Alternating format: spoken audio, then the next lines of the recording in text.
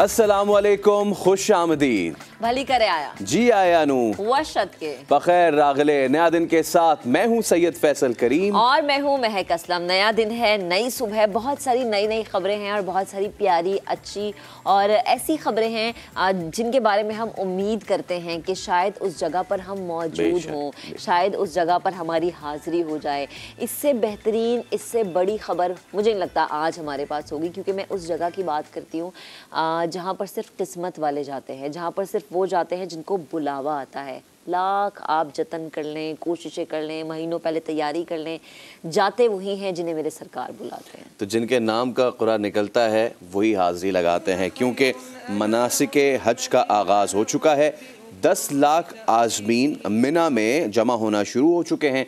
दूसरी जानिब आज़मीन हज और दुनिया भर के मुसलमानों की सहूलत के लिए खुतबा हज का उर्दू समेत 14 ज़बानों में तर्जुमा भी किया जाएगा।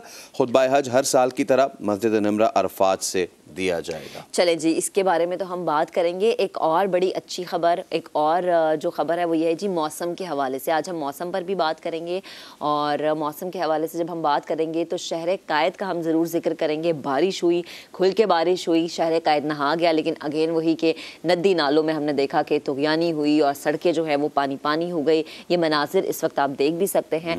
और जनाब ये थोड़ी सी बारिश होती है जो हम देखते हैं कि इंतज़ामिया के दावों की कलई खोल देती है। इसके साथ ही साथ बलूचिस्तान में जो मानसून का स्पेल है उस पर भी आज हम बात करेंगे कि बलूचिस्तान में अभी तक कितनी तबाही हुई है बारिशों से, कितना जो है वो हमें एग्जैक्टली जानी नुकसान और माली नुकसान की बात भी हम करेंगे। क्योंकि फैसल कल हम बलूचिस्तान की तर्जुमान से भी बात कर रहे थे तो वो भी यही कह रही थी कि कच्चे मकानात होते हैं एंड अगेन लोगों में इतनी अवेयरनेस नहीं होती। नकल मकानी पर जब उन्हें कहा जाता है तो जल्दी राजी नहीं होते हैं। और रिलीफ ऑपरेशन कहाँ तक पहुँचा है, स्पेशली कोयटा में, बारखान में, तो ये आज हम बात करेंगे। इसके अलावा ईद कुर्बान में अब दिन रह गए हैं कम और मुकाबला हो रहा है सख्त। अब किसके हाथ क्या लग रहा है या कोई खाली हाथ ही जा रहा है, किस जानवर की कितनी कीमत है, दुम्बे बकरे बैल मंडी में कितने रह गए हैं, इस सब पे भी आज तफसील से बात करेंगे। जी, अब आपने जानवर तो खरीद लिया है और घर पर फ्री में पहुंचाया जाएगा। जी हाँ, ये एक सर्विस है बड़े मज़े की। रावलपिंडी में घरों तक जानवर पहुंचाने के लिए फ्री सर्विस मुहैया करने की सहूलत मुतारिफ करा दी गई है। आगाज़ आज से होगा। शटल सर्विस के अखराजात बल्दियाती इदारे उठाएंगे। वाओ फैसल, आई थिंक हमें कुर्बानी के लिए रावलपिंडी ये पता है क्या, ये आपको पता है, ये एक और दर्द, आप जानवर ले लेते हैं ना, हाँ। उसके बाद एक अलग दर्द सर होता है ना कि गाड़ी कहाँ से कैसे आएगी, और उसके बाद उनके अलग नखरे होते हैं, मैं ऐसे नहीं ऐसे करूंगा, इतने नहीं इतने लूंगा। अच्छा, बल्दियाती इदारों की जब बात हो रही तो मैं एक चीज़ डेफिनेटली यहाँ पे मेंशन करना चाहूँगी कि आप प्लीज़ ये भी एक सर्विस हो। चलें, ये तो है कि जी फ्री में आपका जानवर घर पहुँचेगा, बट अगेन ये मेरी एक इल्तिजा भी है गवर्नमेंट से, गुड गवर्नेंस की निशानी भी है।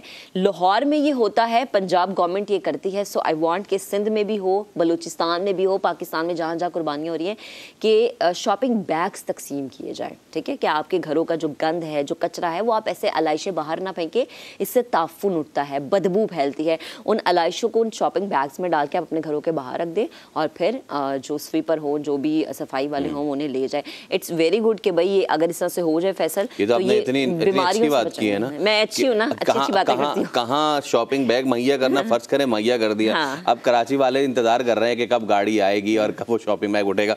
बड़े मसले हैं सर, बड़े मसले हैं। ये भी बड़े आगे बढ़ते हैं। एक और डेवलपमेंट और वो है क्रिकेट की दुनिया से। कौमी क्रिकेट टीम जो है श्रीलंका से 2-2 हाथ करने के लिए वो पहुंच चुकी है श्रीलंका, और कौमी टीम जो है वो 2 टेस्ट मैचेस की सीरीज खेलेगी। अच्छा, ये बड़ा अहम है आईसीसी वर्ल्ड चैंपियनशिप के हवाले से, क्योंकि अभी अभी इंडिया जो है वो स्लिप कर गया इंग्लैंड से हारने के बाद। तो आईसीसी टेस्ट चैंपियनशिप में किसकी कहाँ पोजीशन है, पाकिस्तान की क्या तैयारियां हैं, श्रीलंका ने कैसे खेल काटे दुरुस्त किए हैं, इस पर भी बात होगी। अच्छा जी, इसके साथ ही साथ श्रीलंकन प्रीमियर लीग में 9 पाकिस्तानी क्रिकेटर्स को मुख्तलिफ फ्रेंचाइजर्स ने मुंतखब कर लिया है। इमाद वसीम को सबसे ज़्यादा $7,000 में जो है वो अपनी टीम का हिस्सा बनाया गया है। इमाद वसीम भी वैसे हमारे एक बहुत अच्छे फेसर प्लेयर हैं, लेकिन जब भी क्रिकेट की बात होती है ना, बाबर आजम का नाम उससे आगे जो है ना मेरी सुई जाती नहीं है। सो बाबर तो भाई मेरे फेवरेट है, लेकिन अगेन इमाद भी हमारे प्लेयर है, सो गुड लक इमाद और बाकी जितने भी लोगों को सिलेक्ट किया गया है। अच्छा, और इसके अलावा घूमें फिरें और कुदरत के हसीन नज़ारे देखकर लुत्फ़ उठाएं, लेकिन भाई सफाई का प्लीज़ ख्याल रखें, क्योंकि ये मेरे और आपके ही इलाके हैं।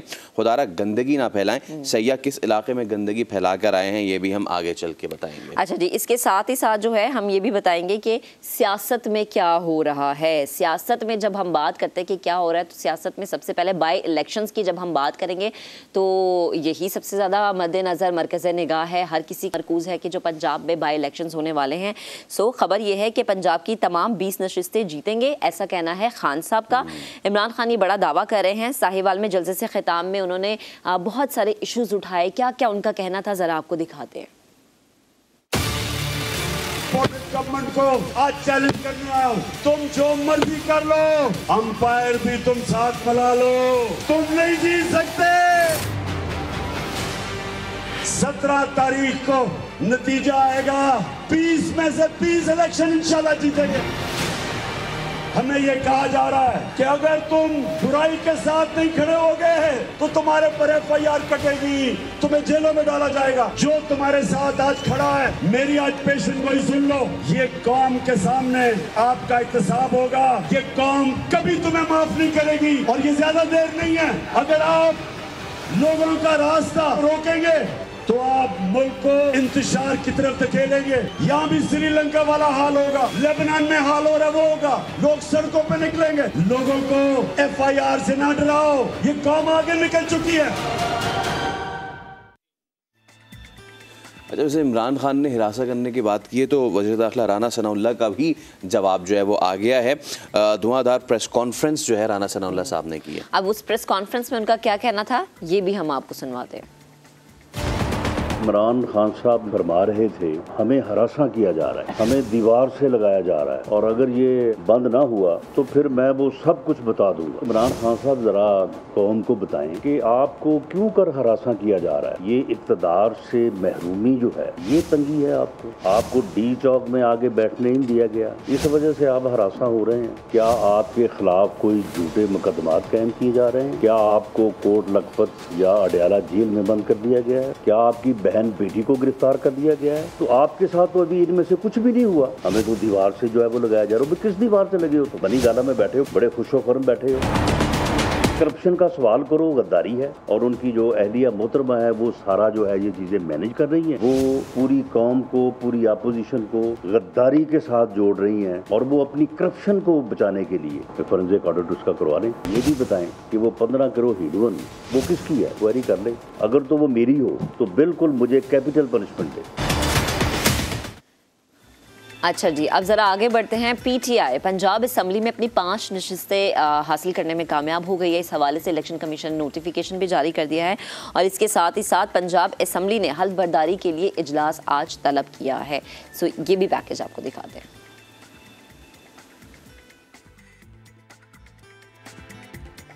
PTI पंजाब असम्बली में अपनी 5 नशिस्तें वापस लेने में कामयाब होती हुई नज़र आ रही है और इसके अलावा इलेक्शन कमीशन ने मखसूस नशिस्तों पर मुंतखब अरकान के नोटिफिकेशन जारी किए हैं और सायरा रज़ा और फौजिया वहाब के नोटिफिकेशन जारी कर दिए गए हैं।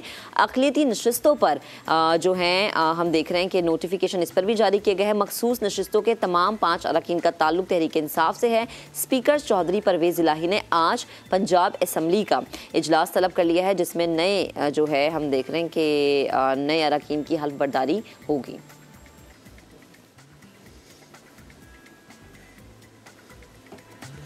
ये जाते जाते जो लोग जख्म लगा जाते हैं ना वो बड़ा गहरा हो जाता है। हम बात कर रहे हैं साबिक़ वज़ीर आला उस्मान बुज़दार की और जाते जाते वो किस तरीके से टीका लगा गए जी, कौमी ख़जाने को करोड़ों का टीका लगा गए और रमज़ान बाज़ारों की आड़ में जो ज़ाती तशहीर है उसमें कितने करोड़ फूके हैं, ज़रा ये दिखाते हैं ज़रा आपको। माले मुफ्त दिले बेरहम, साबिक वजीर आजम इमरान खान के वसीम अकरम प्लस का कौमी खजाने को 20 करोड़ का बाउंसर। जाती तशहीर के लिए कौमी खजाने का बेदरेग इस्तेमाल किया गया। उस्मान बुज़दार के बतौर वजीर आला आखिरी दिनों में रमजान बाजारों की तशहीर की आड़ में 20 करोड़ की खतीर रकम डायरेक्टर जनरल इंडस्ट्री डिपार्टमेंट के जरिए खर्च की गई। 313 रमजान बाजारों की इश्तिहारी मुहिम के लिए फ्लैक्सेस, पोस्टर्स और बैनर्स समेत कमर्शियल्स भी चलवाए गए। जराये के मुताबिक रमजान बाजारों की मुस्बत तशहीर में क्रेडिट उस्मान बुज़दार को देने की खसूसी हिदायत की गई थी। दानिश मुनीर, समा, लाहौर। और ऐसे में साबिक चेयरमैन नैब जावेद इकबाल के खिलाफ खातून को हिरासा करने का एक और स्कैंडल जो है वो सामने आ गया है। पब्लिक अकाउंट्स कमेटी ने तलब कर लिया है। कमेटी ने तेल की आलमी कीमतों में कमी के पेश नज़र पेट्रोल और डीजल की कीमतें कम करने की सिफारिश भी की है। तो साबिक चेयरमैन नैब जावेद इकबाल के खिलाफ खातून को हिरासा करने का एक और स्कैंडल भी सामने आया है। ऐसे में पब्लिक अकाउंट्स कमेटी ने उनको तलब कर लिया है। कमेटी ने तेल की आलमी कीमतों में कमी के पेश नज़र पेट्रोल और डीजल की कीमतें कम करने की सिफारिश कर दी। डिटेल्स दिखाते हैं। साबिक नैब चीफ की नई पेशी का वक्त आ गया। एक और खातून को हरासा करने का स्कैंडल सामने आने पर पब्लिक अकाउंट्स कमेटी ने फ्रीकैन को तलब कर लिया। कमेटी चेयरमैन नूर आलम ने ऐसे वाकयात नाकाबिले बर्दाश्त भी करार दे दिए। बीबी जो हेड करती है, एक उसको उसने एलिगेशन लगाया है कि एक शादीशुदा बीबी गई एक जगह पे और उन साहब ने उनसे कहा कि आप क्यों शादीशुदा है, आप तो इतनी खूबसूरत है। These kind of words आप इतने हाईएस्ट ऑर्डर कोई उस पर तो misuse of authority will not be tolerated. Auditor general हुकाम ने कमेटी को नेशनल बैंक का ऑडिट मुकम्मल होने का बताया तो शेख रोहेल असगर बोले ट्रांसपेरेंसी इंटरनेशनल ने तो 200 अरब रुपए से जायद की बेजाब्तगियों का इंकशाफ किया है। तहकीकात होनी चाहिए। पीएसी ने नैब अफसरान को मिलने वाली तनख्वाह और मुराद के साथ साथ असासों की तफसीलात भी मांग ली। कमेटी ने तेल की आलमी कीमतों में कमी के पेश नजर पेट्रोल और डीजल की मकामी कीमतें कम करने की सिफारिश भी कर दी। मुल्क में ये जो सियासी सूरत हाल बनी हुई है इस पर अब हम सियासी तज्ज़िया लेते हैं। रज़ाकार ज़ैगम खान साहब ने हमें ज्वाइन किया। ज़ैगम साहब अस्सलाम वालेकुम, बहुत शुक्रिया गुफ्तगू करने के लिए। सबसे पहले तो ज़रा खान साहब का जो बड़ा दावा है उस पर बात कर लेते हैं। उन्होंने जलसे से खिताब किया और कहा कि जी ज़िमनी इंतखाबात में PTI का तो बड़ा बोलबाला होगा। क्या सूरत हाल देख रहे हैं पंजाब में PTI की फ़िलहाल? देखिए, पंजाब में जो इस वक्त सिचुएशन है वो ये है कि पंजाब में एक तरह का 2 पार्टी सिस्टम है। 2 बड़ी पार्टियां हैं जिनके दरमियान में मुकाबले होते हैं। एक मुस्लिम लीग नवाज़ है और एक PTI है। जो पिछला इलेक्शन था जिसमें PTI को बहुत फेवर की गई, उस इलेक्शन में भी PTI PMLN से ज़्यादा सीटें नहीं ले सकी थी। 2018 के इलेक्शन में मुस्लिम लीग नवाज़ की पंजाब में PTI से सीटें ज़्यादा थी। बाद में लोगों को शामिल किया गया, ख़ास तौर पे आज़ाद मेंबर्स को शामिल किया गया। तो उसके बाद बड़ी मुश्किल से PTI ने पंजाब में गवर्नमेंट बनाई। जो आज़ाद मेंबर शामिल हुए थे, जो अपने तौर पर मुंतखब हुए थे, उनमें से 10 लोग वो हैं जो इस वक्त वापस जाके इलेक्शन लड़ रहे हैं क्योंकि उन्होंने PTI को छोड़कर मुस्लिम लीग नवाज़ को ज्वाइन कर लिया था। इसके अलावा 10 ऐसे हैं जो PTI के ही प्लेटफॉर्म पे मुंतखब हुए थे लेकिन वो मुस्लिम लीग नवाज़ के साथ मिले और वो भी इलेक्शन लड़ रहे हैं। तो 10 तो लोग ऐसे हैं जो अपने ही जोर पर पिछले इलेक्शन में PTI और मुस्लिम लीग नवाज़ दोनों को हराकर असेंबली में आए थे। आप अंदाज़ा लगा लीजिए वो कितने तकड़े इलेक्टेबल हैं। और अब जब वो वापस गए हैं तो अब मुस्लिम लीग नवाज़ का वोट भी उनके साथ है। तो ये समझना कि सब के सब वो इतनी आसानी से हार जाएंगे, मुझे बहुत मुश्किल लगता है। मुकाबले बहुत सख्त होंगे। मेरे ख्याल में जो एडवांटेज है इस वक्त वो मुस्लिम लीग नवाज़ को है, इसलिए कि मुस्लिम लीग नवाज़ पंजाब में ज़्यादा पॉपुलर है। और आप ये बात भी जहन में रखिए, गुज़श्ता 4 साल में मुस्लिम लीग नून ने तमाम जो हैं पंजाब के जो बाई इलेक्शंस थे वो जीते। तो PTI हुकूमत होने के बावजूद जो बाई इलेक्शंस थे वो 4 साल से हार रही है। बहुत कम ऐसी सीटें जो उन्होंने ली, मेनली वो भी जो है वो KP में ली। तो ये बहुत बड़ा दावा है। ज़ाहिर है वो सियासतदान है और जब इलेक्शन कैंपेन होती है तो इस तरह बड़े बड़े दावे जो हैं वो तो दोनों कैंप्स करते हैं। मुस्लिम लीग नवाज़ भी कह रही है कि कम से कम 18 हम सीटें लेंगे, ये भी कह रहे हैं कि 20 लेंगे। लोगों ने फैसला करना है। मेरी राय में मुकाबले सख्त होंगे और जो इस वक्त तक एडवांटेज है वो एक हद तक मुस्लिम लीग नवाज़ को है। ठीक है। अच्छा जैगम साहब, एक चीज़ से शायद आप एग्री भी करेंगे, जो अभी मौजूदा हम सियासी सूरत हाल की बात करें उसमें पीटीआई की पॉपुलैरिटी बहुत ज़्यादा कम हो चुकी है, और इसके अलावा जो केसेस आ रहे हैं, जैसे अगर मैं बुज़दार साहब की बात करूं, जो रमज़ान बाज़ारों की आड़ में अवाम को टीका लगाया गया है, करोड़ों का गबन किया गया है, इसके अलावा भी पीटीआई की बहुत सारी चीज़ें हैं। एक और फैक्टर ये है कि पीटीआई के अपने ही लोग खान साहब से नाराज़ नज़र आते हैं। सो ये दो चीज़ों को अगर हम मद्देनज़र रखें तो डोंट यू थिंक पीटीआई की सिचुएशन बहुत ज़्यादा वीक है? मेरे ख्याल में ये काफ़ी कम्प्लेक्स सिचुएशन है। अगर हम अदम एतमाद की तहरीक से पहले देखें, यानी हुकूमत बदलने से पहले देखें, तो उस वक्त तो पीटीआई बहुत कमज़ोर हो चुकी थी। जैसे मैंने आपको कहा कि वो बाई इलेक्शंस भी हार रहे थे, उसके अलावा जितने पोल्स हो रहे थे, सर्वेज हो रहे थे, मैं साइंटिफिक सर्वेज की बात कर रहा हूँ, उसमें भी काफ़ी कमज़ोर नज़र आ रही थी।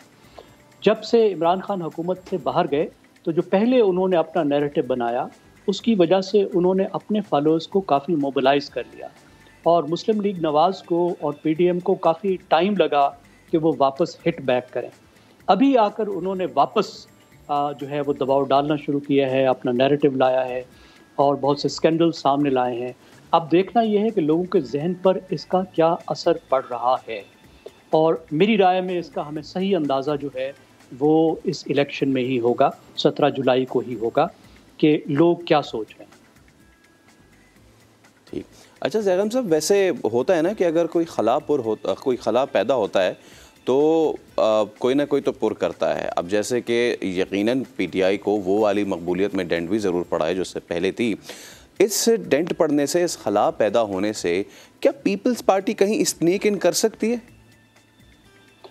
जो पीपल्स पार्टी का प्लान है वो तो यही है, और इस वक्त जो उन्होंने सपोर्ट किया है इस सारी मूव को, और मुस्लिम लीग के नवाज़ के वो पीछे आने को तैयार हुई, और पिछली हुकूमत को गिराने के लिए इतनी मेहनत की जरदारी साहब ने, ये सारा अलायंस जो है ये बिल्ड किया। मुस्लिम लीग नवाज़ बिल्ड भी ना कर सकती, और मुस्लिम लीग नवाज़ बहुत कीन भी नहीं थी कि इमरान खान को पहले से गिराया जाए। ऐसे हालात पैदा हुए जिसमें वो भी कन्विंस हो गई। तो पीपल्स पार्टी का प्लान तो यही है, क्योंकि पीपल्स पार्टी से जो वोटर छीना है और जो सीटें छीनी हैं वो पीटीआई ने छीनी है। मैं बात कर रहा हूँ पंजाब की और केपी की, और इन्हीं से ही पीपल्स पार्टी ने वापस अपनी सीटें छीननी है। लेकिन फ्रैंकली मुझे नहीं लगता कि इतने कम अरसे में, अगले इलेक्शन तक जिसमें 1 साल और 1-2 महीने हैं एट मोस्ट, उसमें पीपल्स पार्टी को बहुत बड़ी रिकवरी कर पाएगी। मेरे ख्याल में अगर पीटीआई इस अरसे में कमज़ोर हुई तो उसका फ़ायदा मुस्लिम लीग नवाज़ को ही होगा कि मुस्लिम लीग नवाज़ जो है वो ज़्यादा सीटें लेगी, एक ज़्यादा मजबूत बन के आएगी, वो स्वीप कर सकती है पंजाब को अगर पीटीआई कमज़ोर होती है। जितनी पीटीआई कमज़ोर होगी उतने मुस्लिम लीग नवाज़ जो है स्वीप करेगी। पंजाब में जो अभी तक एक 2 पार्टी सिस्टम वाली शक्ल बन चुकी है, मेरे ख्याल में अगले इलेक्शन तक तो वो नहीं टूट सकती। अभी पीपल्स पार्टी को काफ़ी मेहनत करनी होगी। सही।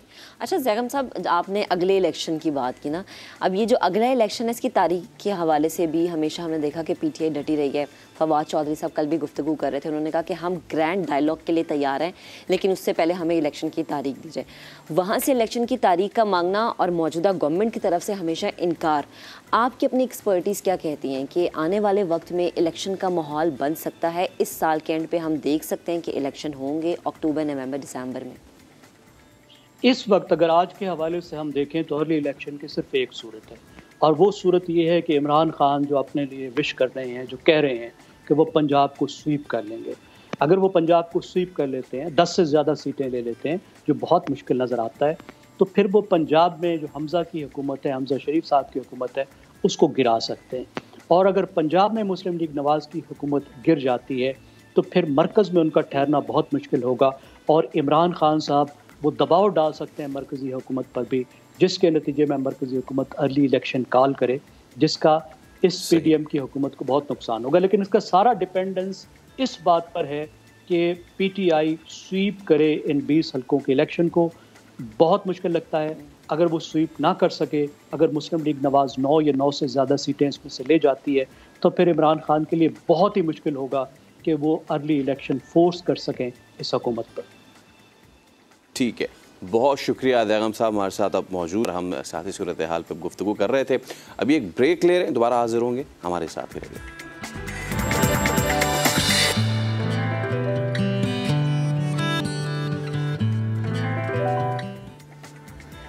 Welcome back once again. तो जनाब सुबह का वक्त है, मौसम सुहाना है, लाहौर का मौसम तो बेहतरीन है। अब आप ये कहेंगे कि लाहौर का मौसम आपको कैसे पता कि बहुत अच्छा है, क्योंकि हम लाहौर में मौजूद है। सो जब मैं सुबह ऑफिस आ रही थी, बड़ी ठंडी प्यारी हवा चल रही थी और माशाल्लाह कितना ज़बरदस्त प्यारा मौसम है। बड़ा अच्छा लगता है लाहौर का मौसम एंजॉय करके, यहाँ की बारिश की खुशबू, मट्टी की खुशबू, एक अपना अपनापन सा फील होता है। फैसल, आपको लाहौर का मौसम कैसा लगा? बिल्कुल बहुत ही ज़बरदस्त, मतलब कल से ही बड़ा ठंडा ठंडा मौसम है, चिल वाला। लाइक कल जब हमने लैंड किया था लाहौर फैसल 28 डिग्री था, है ना, 28 था। और इसी तरह से शाम को भी, रात को भी हमने देखा कि बहुत ठंडा मौसम रहा। और आज सुबह के टाइम भी बहुत ठंडा था। अल्लाह करे कि आज दिन भर भी ऐसा ही ठंडा मौसम। ये तो हम उस शहर में आए हैं ना कि जहाँ पे हम आए हैं, वो छोड़ के आए हैं, नहीं हम मौजूद, जहाँ छोड़ के आए हैं वहाँ की क्या हाल है? जवाद मेमन माहिर मौसमियात हमें ज्वाइन कर चुके हैं, उनसे हम बात करते हैं। जवाद भाई, बेहद शुक्रिया वक्त देने के लिए। Good morning. बताएगा इस वक्त कराची का मौसम कैसा है, जो कि आप कराची में मौजूद है, बेहतर बता सकते हैं कैसा मौसम है, दिन भर कैसा रहेगा, ये पूरा वीक कैसा रहेगा?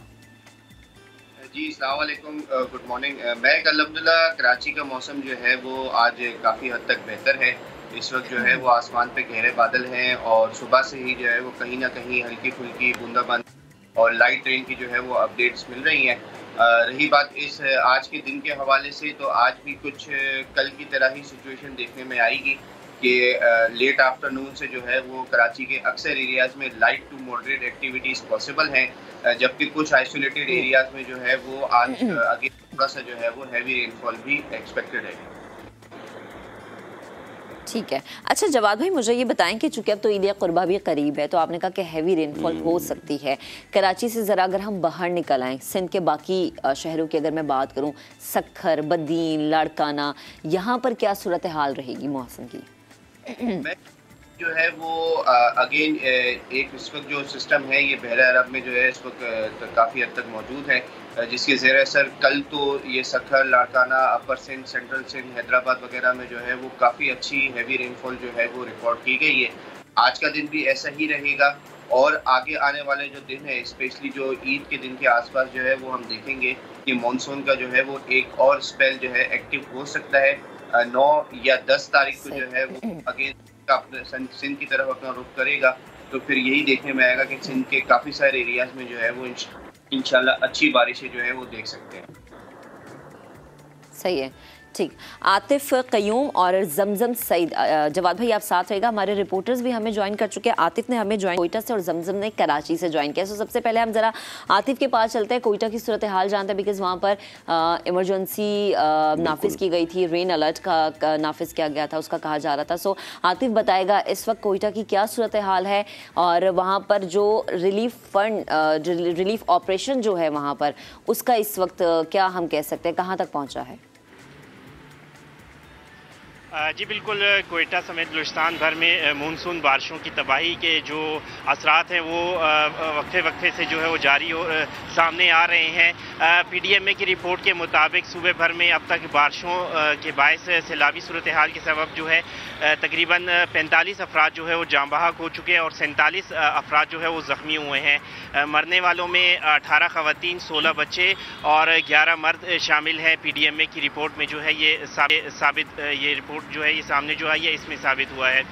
सबसे ज़्यादा जो तबाही हुई है वो कोयटा, जोब, इसी तरह पशीन, किला सैफुल्ला, जो डेरा बुगटी, कोलू, इन इलाकों में जो है ये मानसून के रेंज में ये इलाके आते हैं। तो यहाँ पे सबसे ज़्यादा तबाही हुई है। सैलाब के बायस जो है जो नशेबी इलाके वो ज़ेर आब आए थे और जो कच्चे मकानात हैं वो गिर गए थे। 241 मकानात जो है पीडीएमए की रिपोर्ट के मुताबिक वो तबाह हुए हैं सूबे भर में और बड़े पैमाने पे जो है वो जो राब्ता सड़कें हैं वो पानी में बह गई हैं, पुल टूट गए हैं, ट्रैफिक का निज़ाम बड़े पैमाने पे जो नेशनल हाईवेज़ है वो मुतासिर हुई हैं। रिलीफ ऑपरेशन के हवाले से अगर हम बात करें तो पीडीएमए, इसी तरह लेवीज़, एफसी, पाक आर्मी वो रिलीफ के कामों में मसरूफ़ है। जो मुतासरीन हैं उनको मुतबादिल जगहों पर मुंतकिल करके उनको शेल्टर्स फराम कर दिए गए हैं। खुराक फराम करने का सिलसिला भी जारी है। गुज़िश्ता रोज़ वज़ीर आला बलूचिस्तान ने कोयटा शहर के अंदर ख़ास तौर पर जो है अहकामात जारी किए थे, जो नदी नाले हैं जिन पर तजावुज़ात कायम की गई हैं उनको फौरी तौर पर हटाया जाए। वज़ीर आला के अहकामात के मुताबिक फौरी तौर पर इरीगेशन और डिप्टी कमिश्नर का ऑफिस का अमला जो है वो बारिश के बाद फिर ये अहकामात जारी हुआ और अब ये सूरत हाल। आतिफ हमारे साथ ही मौजूद रहिएगा। अब जरा कराची का रुख करते हैं। जमजम, गो के मौसम बड़ा सुहाना है और आप बड़े अच्छे पस मंज़र के साथ भी इस वक्त मौजूद हैं, लेकिन वैसे सूरत हाल क्या रही कराची में? बारिश हुई तो पानी कहीं आपको नज़र आया, कहीं खड़ा हुआ, या इस बार कुछ हुआ है अच्छा काम? देखिए फैसल, सबसे पहले तो आपने लाहौर की तारीफ़ की। आप वैसे हैं तो कराची के, तो लाहौर की तारीफ़ थोड़ा मुझे हज़म नहीं हुई, क्योंकि आपने कहा कि 28 डिग्री सेंटीग्रेड जब आप वहाँ पर पहुँचे तो था। तो इस वक्त जहाँ पर मैं मौजूद हूँ यहाँ भी 26.4 डिग्री सेंटीग्रेड है और मौसम जो है बहुत सुहाना है। जैसे आपने कहा कि मेरे अक़ब में आप मनाज़र देख रहे हैं, बहुत ही खूबसूरत मंजर है। फिरियर हॉल में इस वक्त मैं मौजूद हूँ। और रही सूरत हाल की बारिश की बात की, तो बिल्कुल हमने देखा कि शहर के मुख्तलिफ इलाकों में दावे तो बहुत बड़े बड़े किए गए थे एडमिनिस्ट्रेटर कराची मुर्तज़ा वहाब की जानिब से, लेकिन शेरशाह की अगर मैं बात करूँ, शेरशाह का नाला ओवरफ्लो हो गया। जहांगीर रोड जिसे बार बार समा ने उठाया, जिसका मसला, वहाँ भी सूरत हाल बहुत बुरी रही। यूपी मोड़, तकरीबन आधा कराची जो हमने देखा कि उसकी सूरत हाल बहुत ज़्यादा बदतरीन थी। रही बात मौसम की, तो मौसम पे अगर मैं आपको यहाँ पर बात करती चलूँ, तो जैसा कि जवाद ने कहा है कि आज जो है वो आइसोलेटेड रेन होगी, लेकिन जब सुबह मेरी महकमा मौसमियात के ऑफिस मैंने कॉल की प्रेडिक्शन मालूम करने के लिए, तो उन्होंने मुझे ये कहा कि आज लाइट रेन होगी। लाइट रेन या तो फिर बूंदाबांदी, और वो भी कुछ इलाकों में होगी, चंद इलाके जो है इससे महरूम रहेंगे। तो ये एक बड़ा एक कॉन्फ्लिक्ट है, मतलब एक कन्फ्यूजन सी है, कुछ समझ नहीं आ रहा। पहले भी महकमा मौसमियात की प्रेडिक्शंस जो हैं वो गलत साबित होती हुई दिखाई दी हैं, और अब एक मरतबा फिर से जब जवाद ने कहा कि आज आइसोलेटेड रेन है, जबकि महकमा मौसमियात को जब कॉल करते हैं तो वो ये कहते हैं कि आज या तो कुछ इलाकों में बूंदाबांदी होगी और कुछ इलाकों में जो है वो हल्की बारिश होगी, अलबत्ता तेज बारिश का कोई इम्कान नहीं है। और आज वो आपने कहा ना कि पता नहीं आप मैं कहाँ कहूँ, मुझे हजम नहीं हुई मैंने, और आपने इस कमेंट का जवाब खुद ही दे दिया कि जब मैंने ये यहाँ पे मुझे पानी खड़ा नहीं दिखाई दिया, और आपने फिर आगे खुद ही कहा कि आधे कराची में पानी खड़ा होता, तो सर तारीफ बनती है। खैर, कराची हो कि लाहौर, सारे हमारे अपने शहर हैं। सखर एक और हमारा बड़ा खूबसूरत शहर, लेकिन यहाँ बारिश होती तो क्या सूरत हाल बनती है, ज़रा साहिल जोगी से हम बात करें। जी साहिल बताएगा इस वक्त क्या सिचुएशन है सखर की।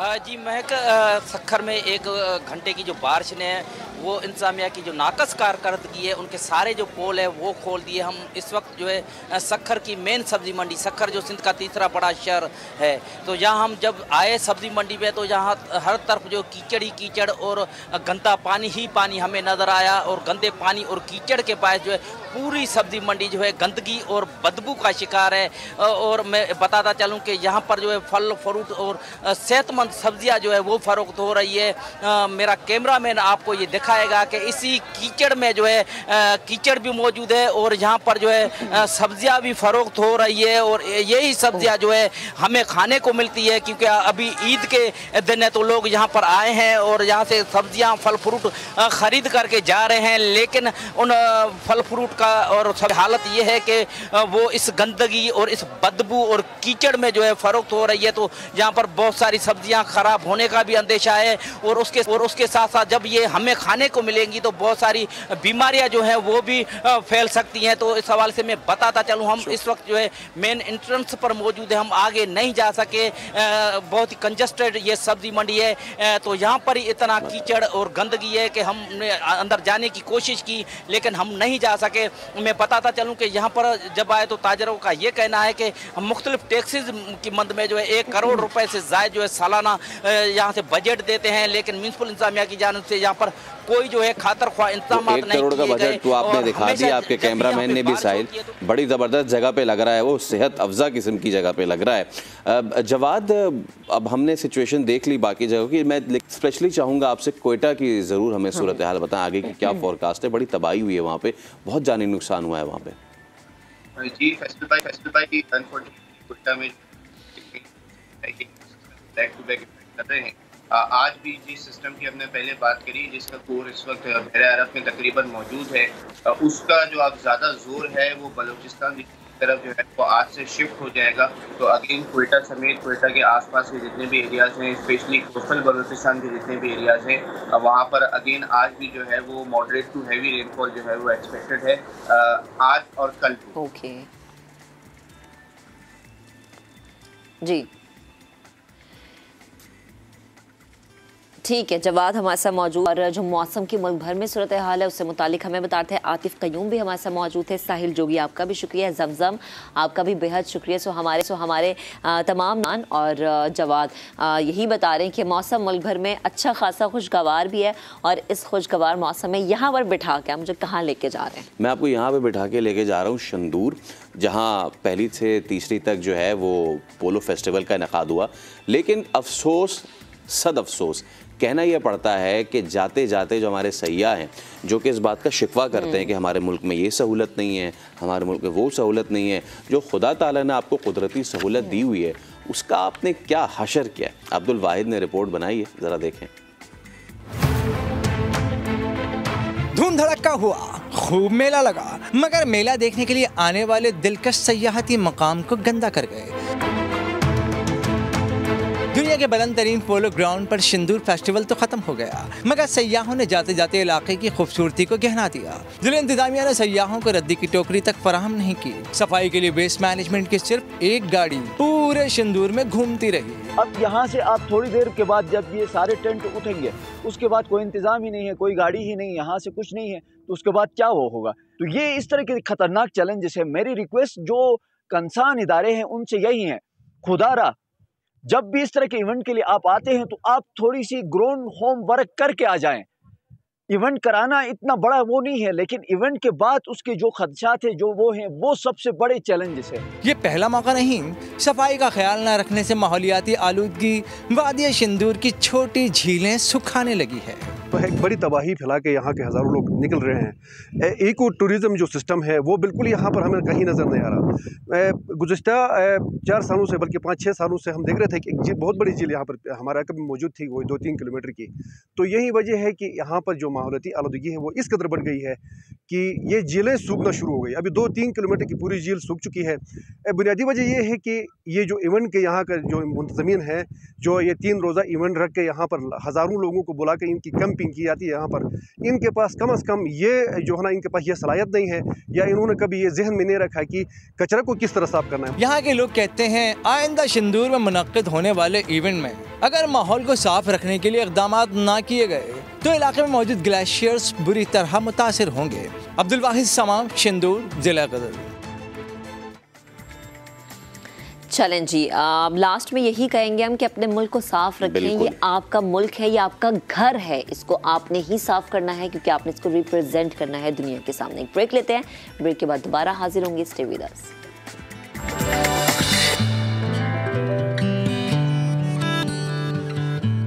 नया दिन और वैसे महक मिठाइयों का बड़ा एक मुझे बड़ा शौक है भाई, कौन सी अच्छी मिठाई लगती है? अगर आप ये पूछेंगे कोई सी भी हो सर, मुझे तो चमचम बड़ी कोई सी भी हो, लेकिन उसका जो बड़ा लाजमी जुज होता है ना, इंग्रेडिएंट होता है खोया।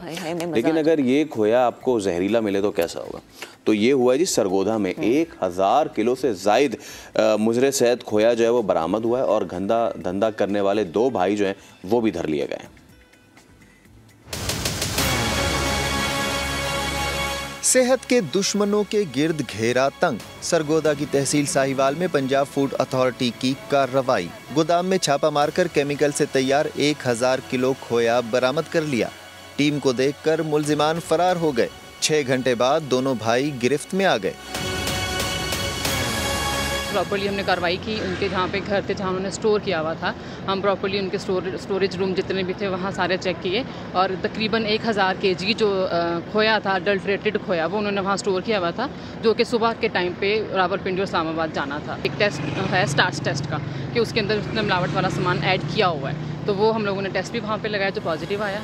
मुजर सेहत खोया लाहौर और इस्लामाबाद समेत पंजाब के मुख्तलिफ इलाकों में सप्लाई होना था। माहिरीन सेहत के मुताबिक केमिकल से लोग मुख्तलिफ बीमारियों में मुब्तला हो सकते हैं। मैदा पेट यानी गैस्ट्रोएंटेराइटिस होने के बहुत ज़्यादा चांसेस होते हैं। स्किन एलर्जीज़ हैं वो इससे होती हैं। कैंसर होने के भी शुबा होते हैं अगर लॉन्ग टर्म ये इस्तेमाल होता है। हुक्काम का कहना है अवाम की सेहत से खिलवाड़ करने वालों के खिलाफ कार्रवाइयाँ मजीद तेज होंगी। नदीम खान, समा, सरगोधा। चलें जी, अब जरा आगे बढ़ते हुए आपको बताएं कि FIA ने मुख्तलिफ शहरों में क्रैकडाउन किया और 44 इंसानी स्मगलर्स को गिरफ्तार किया। इस्लामाबाद से आदिल तनोली की रिपोर्ट में डिटेल्स देखिए। सुनहरे मुस्तकबिल के ख्वाब बेचकर इंसानी स्मगलिंग का मकरू धंधा करने वालों के खिलाफ FIA का बड़ा ऑपरेशन। फैसलाबाद, गुजरांवाला, गुजरात, पेशावर और कराची समेत मुख्तलिफ इलाकों से 44 से ज्यादा इंसानी स्मगलर्स को गिरफ्तार कर लिया। हमारा ख़ास फोकस है ऐसे एजेंट्स जो इस ऑर्गेनाइज क्राइम के अंदर इन्वॉल्व हैं उनको जल्द अज जल्द अरेस्ट किया जाए। इंतहाई ऑर्गेनाइज्ड जो गैंग्स थे उनके खिलाफ भी शायद पहली दफ़ा ये बड़े इफेक्टिव तरीके से ऑपरेशन जारी है। जाली दस्तावेजात के जरिए शहरियों को बैरून मुल्क भिजवाने का झांसा देकर लूटने वाले 4 इंसानी स्मगलर्स को मुख्तलिफ अदालतों में पेश करके 10 साल कैद और भारी जुर्माने की सजा भी दिलवाई गई। गिरफ्तार होने वाले मुलजिमान में तारकीन वतन पर तशद्दुद की वीडियो से अहले खाना को ब्लैकमेल करके भत्ता वसूल करने वाले एजेंट्स भी शामिल हैं। FIA ने शहरियों को गैर कानूनी तौर पर बॉर्डर क्रॉस कराने वाले इंसानी स्मगलर्स के खिलाफ कार्रवाइयां मजीद तेज करने का इंदिया भी दे दिया है। कैमरामैन चंगेज चौधरी के साथ आदिल तनोली, समा, इस्लामाबाद। ह्यूमन ट्रैफिकिंग ये इतना मकरू फेल है कि ना सिर्फ आप मासूम के पैसे लूटते हैं बल्कि कई बार तो वो बेचारे बॉर्डर क्रॉस करने के चक्कर में अपनी जानों से भी चले जाते हैं। तो प्लीज़ थोड़ा सा अपने अंदर इंसानियत का एलिमेंट लाएं। अच्छा जी, आगे बढ़ते हैं। तारीख़ी अशिया इकट्ठा करने का शौक़, अगर ये किसी को शौक़ हो तो क्या कर सकते हैं जी कि उस शख्स ने अपने घर को ही म्यूज़ियम बना लिया है। शहाबुद्दीन की रिपोर्ट आपको दिखाते हैं।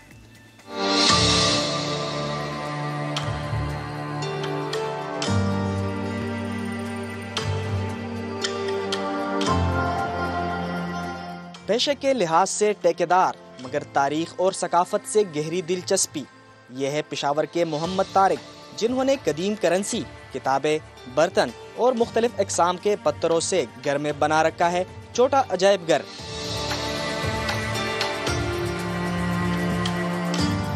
मैंने ये चीज़ें पिछले 50 साल में जमा की, तो उसमें जो भी मुझे पुराने बर्तन, पुरानी चीज़ उस वक्त बड़ी सस्ती मिलती थी, मैं ख़रीदता था। 100 साल पुरानी तलवारें और खंजर भी है इस अजायब घर की जीनत, जबकि अंग्रेज दौर हुकूमत में इस्तेमाल होने वाला असलहा भी असल हालत में महफूज। तारीखी अशिया हर देखने वाले को चंद लम्हों के लिए माजी की याद दिला देता है। कैमरामैन मेहरान मुनीर के साथ शाहबुर रहमान, समा, पेशावर।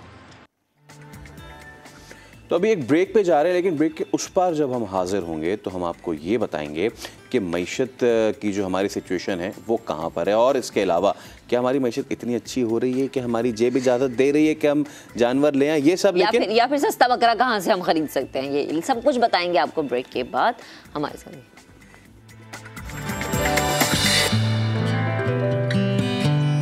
वेलकम बैक जी। अब आपको बताएं कि वज़ीर आज़म शहबाज शरीफ ने इस्लामाबाद में ग्रीन लाइन और blue line metro bus service का इफ्तिताह कर दिया है। क्या कहना था इस तकरीब के मौके पर, उनका आपको सुनवाते हैं। आज मेरे लिए एक इंतहाई खुशी का मौका है कि जुड़वां शहर इस्लामाबाद और रावलपिंडी के हमारे भाइयों और बहनों के लिए, बुज़ुर्गों के लिए आज एक और अवामी सफरी सहूलत से फैज़याब होने वाले हैं। और जब भी हम शो में महक मईशत के हवाले से बात करते हैं तो हमेशा से ही लोगों का शिकवा रहता है कि यार फिर क्यों कहते हैं कि डॉलर ऊपर चला गया। तो हम नहीं कह रहे, फिर नहीं कह रहे इसलिए क्योंकि आलमी मार्केट में पेट्रोल की कीमतों में कमी आई है, ऐसे में डॉलर की ऊंची उड़ान भी रुक गई है। जी, दरामदात पर भी पाबंदी है। तो अब सवाल ये पैदा होता है कि क्या पाकिस्तान की मईशत में बेहतरी के इम्कानात हो सकते हैं या नहीं। इसी हवाले से बात करने के लिए माहिर मुआशियात डॉक्टर खाकान नजीब साहब हमें ज्वाइन कर चुके हैं, उनसे गुफ्तगू करते हैं। डॉक्टर साहब, बेहद शुक्रिया वक्त देने के लिए। Good morning. वैसे आज का दिन तो बड़ा अच्छा साबित हुआ क्योंकि हम देख रहे हैं कि डॉलर की जो ऊंची उड़ान वो भी रुकी। इसके अलावा हमने देखा पेट्रोल की कीमतों में आलमी मंडी में कमी आई। सोना और चांदी की कमी में भी हमने देखा कि उसकी कीमतों में भी रिकॉर्ड कमी देखी गई है।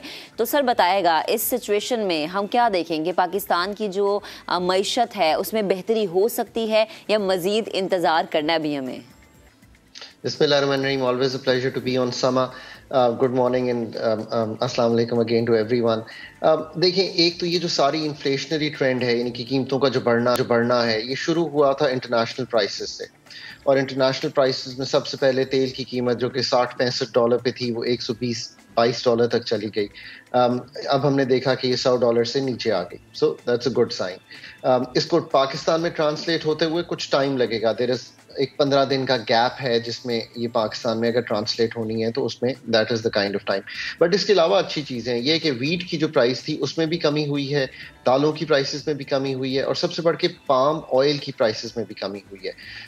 और ये खातिर खा कमी है, ये 20 से 35% तक इंटरनेशनल प्राइसेस कम हुई है। So that's a good sign, and in coming days जो इन्फ्लेशनरी प्रेशर था वो थोड़ा सा बेहतर हो सकता है।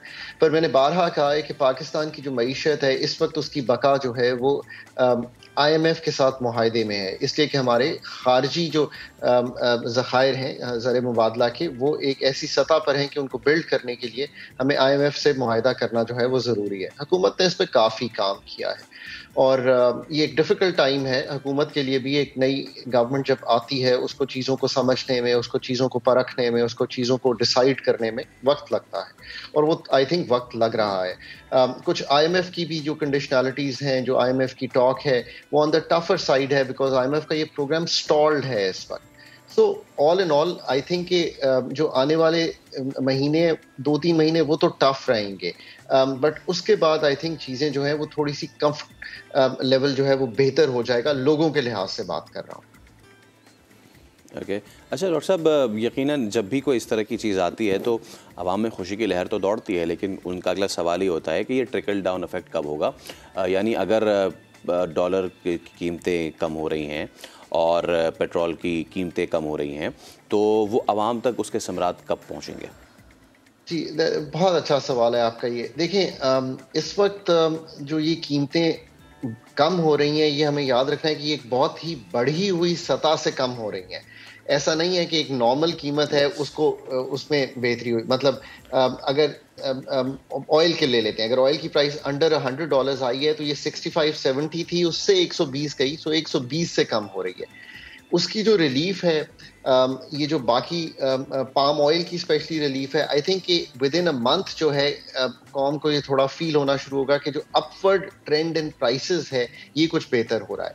पर जो प्रॉब्लम दूसरी तरफ आ रही है वो ये आ रही है कि हमारी जो नेचुरल गैस है जिसकी बहुत ज़रूरत है पाकिस्तान को भी, उसकी अवेलेबिलिटी में बहुत डिफिकल्टी आ रही है उसके, and that is one of the reasons जो कि आप एक लोड शेडिंग देख रहे हैं। ये चीज़ अभी अगले 3 से 6 माह में जो है इतनी जल्दी टूटेगी नहीं। और जिस तरह हम IMF के प्रोग्राम में जाएंगे, अभी ये याद रखें कि अभी कुछ चीज़ों की कीमतें और बढ़नी हैं पाकिस्तान में, जिसमें बिजली की कीमत भी है और गैस की कीमत भी है।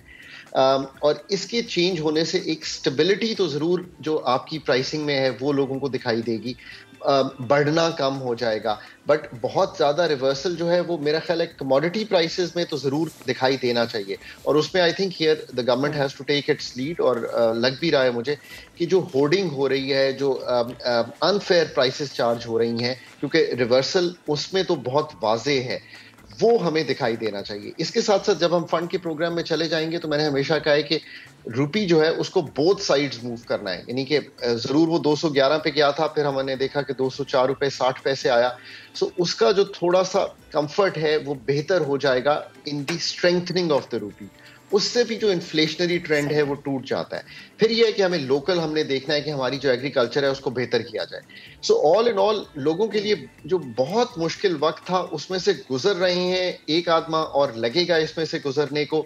और इस माह में आई थिंक मैं हमेशा लोगों को कहता हूँ कि they have to take action and be careful on conservation, यानी कि अपने जो चीज़ें हैं उनका कम से कम इस्तेमाल करें और सेविंग्स करें। यानी कि जो भी है, ये सेविंग्स का मतलब ये नहीं है कि 1 करोड़ वाला ही सेविंग करे। अगर 1000 वाला भी है वो अगर 100 रुपये भी बचाएगा या 20 रुपये भी बचाएगा या 40 रुपये भी बचाएगा, बिजली कम से कम इस्तेमाल करेगा, फिर एक हाउस होल्ड बिल्स बेहतर हो जाएंगे। स्पेशली पंजाब में तकरीबन a large part of the population जो है उसको ये जो 100 अरब की सब्सिडी दी गई है, विच मीन्स के जो 100 यूनिट तक आपका बिल है वो तकरीबन फ्री कर दिया गया है। सो उसका भी एक इम्पैक्ट आएगा।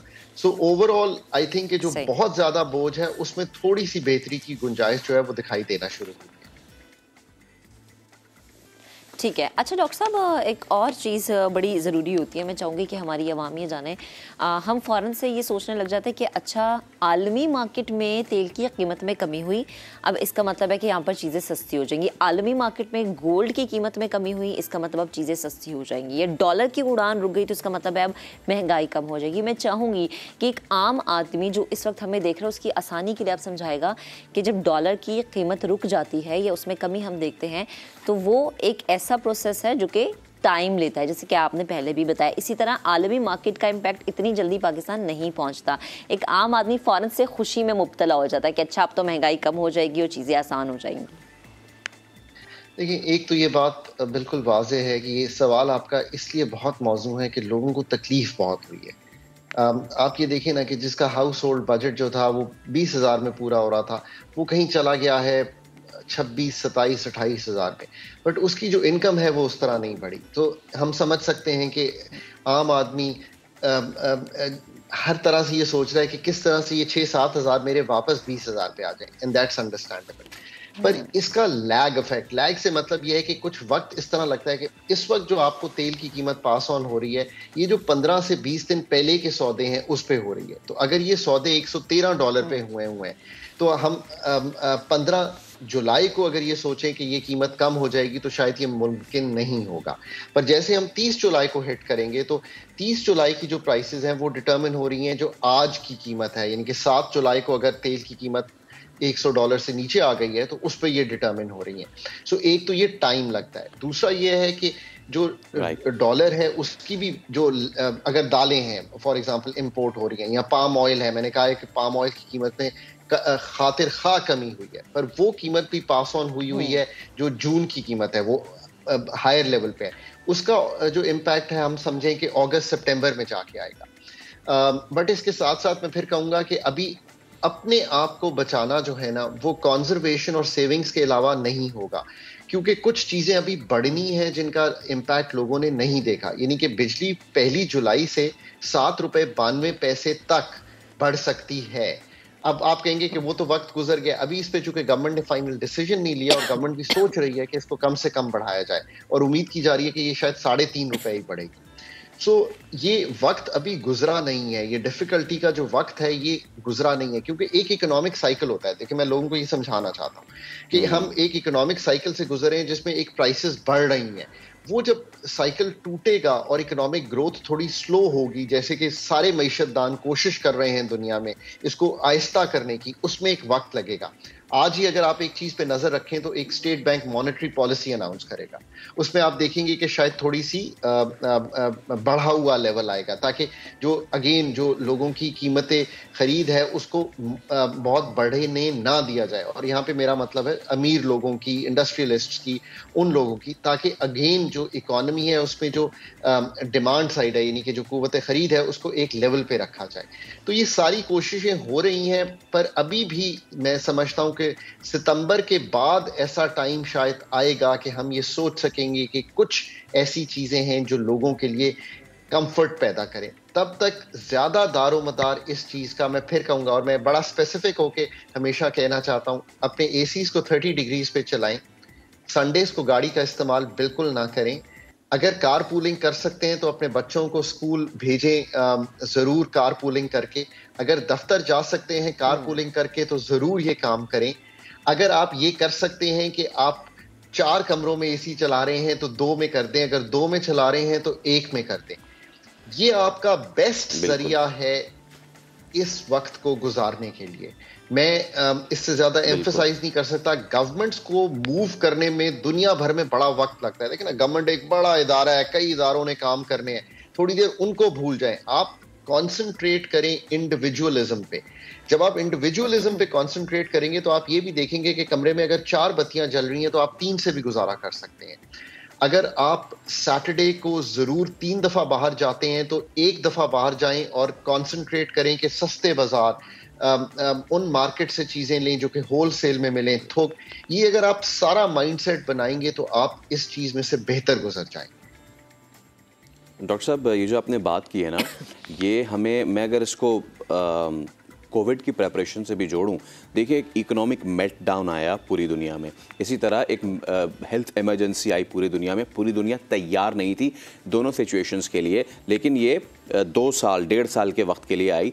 इसलिए अब बतौर एक सिटीज़न हमारी बड़ी भारी जिम्मेदारी आयद हो जाती है। गवर्नमेंट के तो होती ही है, लेकिन बतौर शहरी भी हमारी बड़ी भारी जिम्मेदारी आयद होती है कि हम अपनी ज़िंदगियों में ये जो इमरजेंसी वाली चीज़ें ना, इसके लिए भी एक पोर्शन लाजमी रखें। क्यों? क्योंकि आपको पता है हम जो हमारी पाकिस्तानी कौम है, हम चाहते हैं जी हम लेविश जो है वो ज़िंदगी गुजारें, लेकिन हमारी ज़िंदगियों से ये जो आपने सेविंग वाला एलिमेंट है या फिर इमरजेंसी से टैकल करने वाला एलिमेंट है, इसको हमने यकसर रद्द किया हुआ है। आप क्या कहेंगे इस पर? मैं ये कहूँगा कि आपने बहुत मौजू बात की और मैंने घर में अपने एक नोटिस लगाया हुआ है, वो ये है कि Pakistan is in an emergency. अब इसका मतलब क्या है? इसका मतलब यह है कि मेरी बेगम भी, मेरे बेटा भी इस चीज़ को समझ सके, जो दोस्त घर में आते हैं वो भी समझ सके कि this is where Pakistan stands today. अब हमारा एक किरदार है उसमें। अब अगर आप ये सोचें कि मैं अब एक आज़ादो शुमार आपके सामने रखता हूँ, अगर आप 5 से 6 लीटर गाड़ी में पेट्रोल इस्तेमाल करते हैं और आप हर महीने इसको इस तरह से गुजारें कि आप कार पूलिंग करें और आप कार पूलिंग 2 से 3 लोगों के साथ मिलकर करें, सो आपका जो आना जाना है वो कम हो जाए दफ्तर अपनी गाड़ी में, तो आप 30 से 40 हज़ार रुपया महाना बचा सकते हैं। लेट मी रिपीट, अगर आप 5 से 6 लीटर पेट्रोल खर्च करके दिन गुजारते हैं और अगर आप कार पूलिंग में जाते हैं तो इतना मुनाफा, इतनी बचत आपको होगी। इस वक्त आपने अपनी जिंदगी को अपने हाथ में लेके गुजारना है। That's my best advice to you. Exactly, doctor साहब, यही तो चीज़ है समझने की कि आपके हाथ में है सब चीज़ें। किसी पे भी इल्ज़ाम लगाने से, ये कहने से कि जी गवर्नमेंट कुछ नहीं करी है, कुछ नहीं होता, आपको अपना भी किरदार अदा करना पड़ता है। बेहद शुक्रिया हमारे साथ मौजूद रहे थे। अब ज़रा जनाब आगे बढ़ते हैं और आगे बढ़ते हुए हम आपको बताएंगे एक ऐसे जानवर के बारे में फैसल जिसके बहुत ही ज़्यादा चर्चे हैं। ईद कुर्बा पर बलूचिस्तान का 22 मन वजनी बैल किंग ऑफ नाड़ी जो है, इसके चर्चे हैं और नूरुल आरफीन इससे हमें मिलवा रहे हैं। गंदुम, जवार, मटर, चने, भूसा, देसी अंडे, ताज़ा ऊँटनी का दूध और खिदमत के लिए 4 मुलाजिम। ये आला खुराक और खातिर मदारत किसी सल्तनत के राजा की नहीं, बल्कि भागनाड़ी से ताल्लुक रखने वाले 22 मन वजनी बैल किंग ऑफ नाड़ी की है।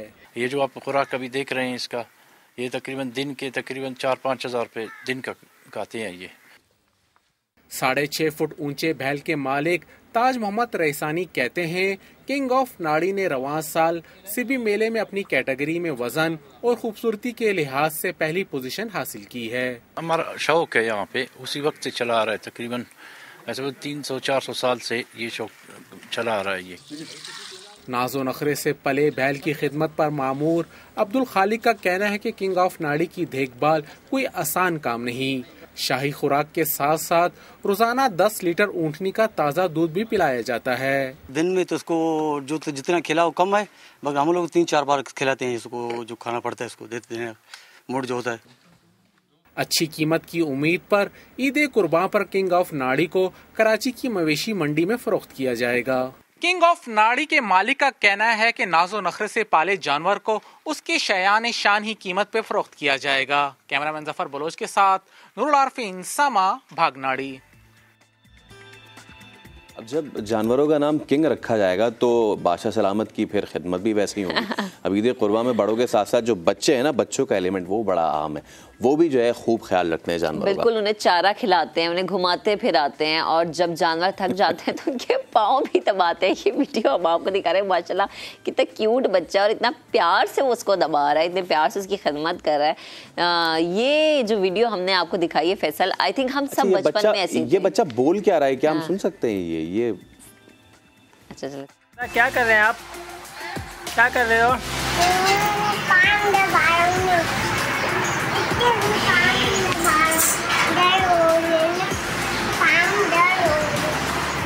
अहमद रजा, क्या कर रहे हैं आप? क्या कर रहे हो?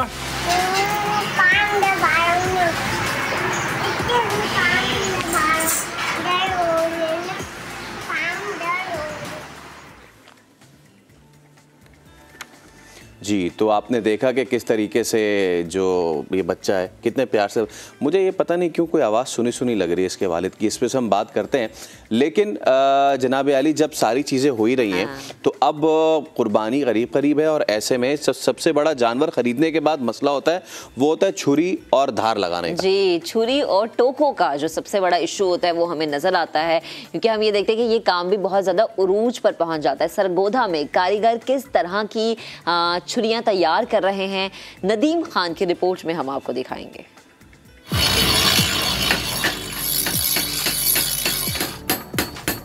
चाकू छुरी तेज करा लो। ईद उल अजहा करीब आते ही सरगोदा की शरबत चौक पर शहर की सबसे पुरानी छुरियां तेज करने वाली दुकान पर रश लगा है, जहां कारीगरों को सर खुजाने की फुर्सत नहीं। इन दिनों हमारे पास बहुत ज़्यादा तेज़ी हो जाती है और अल्हम्दुलिल्लाह शहर से बाहर और शहर से दूर दराज से हमारे पास लोग आते हैं जो काम करवाने के लिए, और काम करवा के लेके जाते हैं, अच्छा और म्यारी काम करते हैं। और मशीनों पर चिंगारियां उड़ाते कारीगर सारा दिन अपने हुनर से न सिर्फ छोटी बड़ी छुरियां और टोके तेज करते हैं, बल्कि कुल्हाड़ियां और गोश्त बनाने का दीगर नया सामान भी तैयार करते हैं। टोके छुरी का काम करना 40 साल तो इंशाअल्लाह ताला कोई शिकायत नहीं आती। कमानी का प्योर बनाने ते अल्लाह के हुक्म नाल जेड़ा गाहक लैके जांदा दुआरा भी आंदा ते दूरों दूरों आंदे ने लैण वास्ते। ये दिनां दे विच साडी तेजी हुंदी आ। सिर्फ कसाब ही नहीं, खुद अपने हाथों से जानवर कुर्बान करने वाले आम शहरी भी औजारों की धार तेज कराने में मसरूफ हैं। नदीम खान, समा, सरगोदा।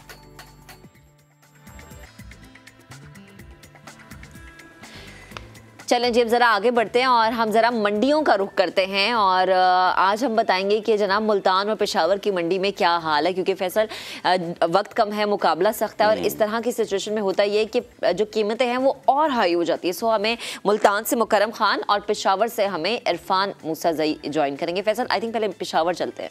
पेशावर चलते हैं। बताएं इरफान, पेशावर में मंडी की क्या सूरत हाल है? अब तो बहुत ही मतलब दिन रह ही नहीं गए हैं, रेट्स क्या चल रहे हैं? फैसल, देखिए पेशावर में जो है इस वक्त जो है चूँकि आज काफ़ी गर्मी है, रश तो ज़्यादा नहीं है, लेकिन रेट जो है वो काफ़ी ज़्यादा है। इस वक्त मैं दुम्बा मंडी में मौजूद हूँ, जहाँ पर गुज़िश्ता साल की निस्बत इस साल जो है वो फ़ी दुम्बा की कीमत में जो है वो 15 से 20 हज़ार रुपये इजाफा हुआ है। पहले गुज़िश्ता साल जो दुम्बा यहाँ पर 40 हज़ार में मिलता था, अब उसकी तकरीबन 55 और 60 हज़ार से वो कम नहीं बिक रहा। इसी तरह यहाँ पर मुख्तलिफ़ नस्ल के जो है वो दुम्बे है जो अफ़गानिस्तान से लाए गए हैं, तो उसकी कीमतें जो है वो कदरे जो है वो कम है, वो तकरीबन 50 हज़ार तक वो दुम्बा आसानी के साथ मिल जाता है। लेकिन जहाँ पर जो दूसरे नस्ल के दुम्बे हैं तो उसकी कीमतें जो है वो काफ़ी ज़्यादा है, 80 हज़ार, 90 हज़ार, 1 लाख 20 हज़ार तक जो है वो यहाँ पर बिक रहे हैं। तो व्यापारियों का भी यही कहना है कि चूँकि इस बार जो है वो महंगाई काफ़ी ज़्यादा है, ट्रांसपोर्टेशन पर इसके साथ साथ जो दूसरे अखराजात है उसमें भी काफ़ी इजाफा हुआ है, तो यही वजह है कि इसकी कीमतों में जो है वो ज़्यादा इजाफा हुआ है। दूसरी तरफ जो शहरी है वो भी परेशान है, वो भी मुख्तलिफ मंडियों के चक्कर लगा रहे हैं। जब कीमतें बड़ी होंगी तो शहरी किस तरह से मैनेज कर पाएंगे, क्योंकि अभी तो घर का बजट इतनी मुश्किल से मैनेज होता है। अच्छा मुकरम, आप मुझे बताएं इस वक्त आप कहाँ पर मौजूद है और कोई बड़ी जबरदस्ती गाय भी मैंने सुना है, बैल भी आपके साथ मौजूद है, अगर मौजूद है तो प्लीज इसके बारे में बताइएगा कि खासियत क्या है इस बैल की? देखें जी, जो मंडियों की सूरत हाल है और वो तो पेशावर से मुख्तलिफ नहीं है, लेकिन मुल्तान के जो शहरी हैं, 3 ताजिर भाई हैं, उन्होंने 10 बैल जो हैं, इंतहाई खूबसूरत बैल जो है उन्होंने पाल रखे हैं और ये 10 के 10 बैल जो हैं वो ईद कुर्बान पर जो है वो कुर्बान होंगे। और अदनान से अपने कैमरामैन से कहूँगा कि इन जानवरों की खूबसूरती ज़रूर दिखाएं। ये दाजल नस्ल का जानवर है और इसकी जो तकरीबन 6.5 से 7 फुट है और 40 से 50 मन इसका वज़न है, इंतहाई खूबसूरत। और इसकी आँखें बड़ी खूबसूरत हैं, वाइट इसका कलर है। उसके साथ साथ ब्राह्मण नस्ल के और उसके साथ साथ साहिवाल नस्ल के बेशुमार जानवर जो यहाँ पे 10 जानवर जो हैं वो बैल मौजूद हैं। और इनकी अगर खुराक की बारे में बात की जाए तो जब ये छोटे से थे तब से इन्होंने पालना शुरू किया। खुराक में जो इनको मक्खन और उसके साथ साथ दूध, वंडा और दीगर जो चीज़ें हैं वो इनको खिलाई जाती हैं। और मेरे जो मालिक हैं इनके उन्होंने कहा कि हम शायद पहली मर्तबा इनको धूप में इस तरह मुझे नहीं पता महक इससे कितना रिलेट कर सकती हैं, लेकिन वो जो होते हैं ना एनिमल लवर, जो ख़ासतौर पर बकरीद के टाइम पे कमाल आपने चीज़ दिखाई है, दिल खुश कर दिया आपने सुबह सुबह। अभी एक ब्रेक ले रहे हैं, ब्रेक के उस पर हाजिर होंगे तो हम दीगर जो मंडियां हैं, मवेशी मंडियां मुल्क की, उनका भी रुख करेंगे एक ब्रेक के बाद।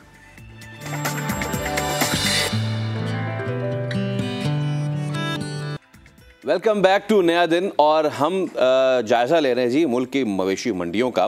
ब्रेक पे जाने से पहले भी हमने आपको 2 मंडियों का विज़िट कराया और अभी हम मज़ीद भी बात करेंगे, लेकिन इसके बीच में एक बहुत अहम बात करने जा रहा था, और वो ये कि हम जो हैं वो जो बॉडी बिल्डर्स होते हैं, तनसाज, उनकी अचानक मौत की खबरें सुनते हैं तो हमारे जहन में क्या आता है जी, कम वक्त में ज़्यादा मसल्स बनाना और इसके लिए क्या करना, स्टेरॉइड्स का लेना। ये तो हमने इंसानों की बात की ना, लेकिन क्या आपको पता है कुर्बानी के जानवर जो हैं उनके साथ भी यही जुल्म किया जाता है। और आप देखें कि उन्हें इस तरह की ग़िज़ाएं दी जाती हैं और फिर उन्हें बड़ा किया जाता है, इसी की वजह से वो जल्द मर जाते हैं और फिर उनका जो गोश्त है वो खाने के काबिल नहीं होता। शयान सलीम रिपोर्ट कर रहे हैं।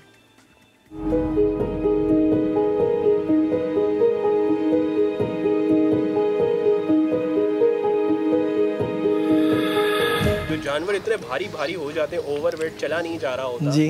ये बताएं कि इसका राज क्या है, ये राज आज खोल दें आप। इसके राज वैसे तो काफ़ी सारे हैं, जिनमें से कुछ है कि जानवर को उसकी कैपेसिटी से ज़्यादा फैट दिया जाता है डाइट में, इम्यूनिटी को बूस्टअप किया जाता है, उसके अलावा एस्टेरॉइड्स यूज़ किए जाते हैं, सोमोट्रेट्रोपिन लाइक और भी काफ़ी सारी चीज़ें हैं वो दी जाती हैं। उससे क्या होता है, जानवर ज़्यादा खाता है, उसकी डाइजेशन तेज़ हो जाती है, तो उससे उसका गोश्त और वज़न इंक्रीज़ हो जाता है, लेकिन उसके साइड इफ़ेक्ट भी बहुत ज़्यादा होते हैं।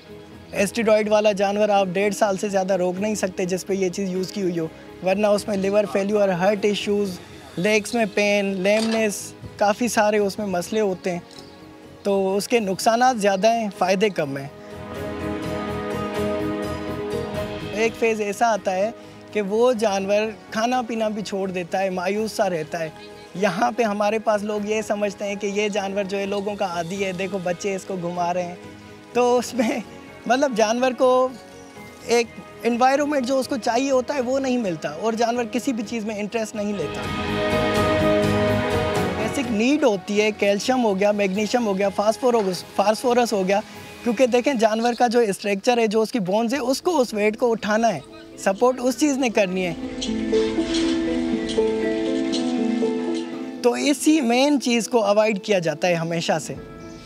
तो बोन्स जानवर की वीक होती हैं, जानवर गाड़ी से अनलोड हो रहा है, अनलोडिंग होते हुए वो जो थोड़ी सी भी चोट बर्दाश्त नहीं कर सकता, वहाँ पे स्वेलिंग हो जाती है, नीज जॉइंट पे उनको चोट लग जाती है, फिर वो जानवर उठ बैठ भी नहीं पाता क्योंकि इतना ज़्यादा वेट होता है। अगर एक जानवर का 500 किलो वेट है तो उसका जो 50% होता है वो उसकी पिछली टांगों ने उठाना है, तो पिछली टांगें उसकी स्ट्रॉन्ग है ही नहीं, कहाँ से उठाएगा वो वेट। अच्छा, ज़्यादा घी चलाने की वजह से जानवर के टेंडन्स वीक हो जाते हैं, मसल्स वीक हो जाते हैं, तो उसके साथ उसको दूसरी जो एसेंशियल मिनरल्स वगैरह हैं वो भी प्रोवाइड करने चाहिए, लेकिन उनका खर्चा ज़्यादा होता है तो उस पर तवज्जो किसी की नहीं जाती। हमारे पास सुना गया है कि 40 किलो मैंने इसको मक्खन खिलाया है, 2 मन घी खिला चुका हूँ मैं। घी तो खिलाया है, लेकिन उसके साथ कैल्शियम और मिनरल्स भी तो चलाएं, कम से कम उसका स्ट्रक्चर जो है उसको सपोर्ट तो कर सके। फैट बनाता है सिर्फ वो जानवर, गोश्त इतना ज़्यादा नहीं बनाएगा। अगर आप स्लाटर करके देखें किसी हैवी एनिमल को, तो 2 इंच उसकी लेयर होगी फैट की, फिर 2 इंच गोश्त की, फिर 2 इंच जो है फैट की लेयर होगी। तो इस हिसाब से आपका जो 50% जो कुर्बानी के जानवर का गोश्त है वो तो वेस्ट हो गया, क्योंकि वो था ही जो है फैट, किसी काम का ही नहीं था, इंसानों के कंज्यूम के लायक ही नहीं था।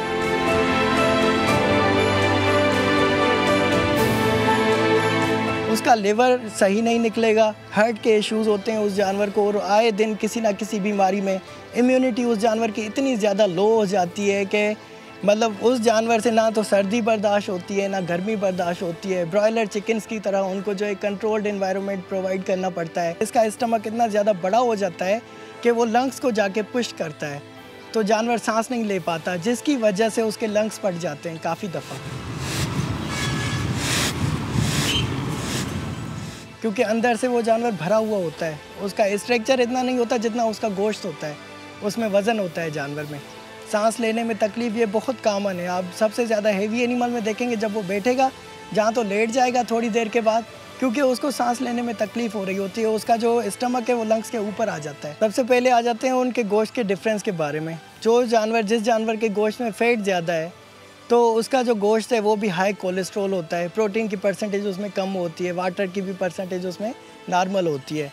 और जो हेल्दी होता है, हेल्दी जानवर का जो गोश्त होता है उसमें प्रोटीन लेवल भी ज़्यादा होती है और वो जो है प्रॉपरली हाइजीन है ह्यूमन कंज्यूम के लिए, उसके कोई साइड इफ़ेक्ट नहीं होते।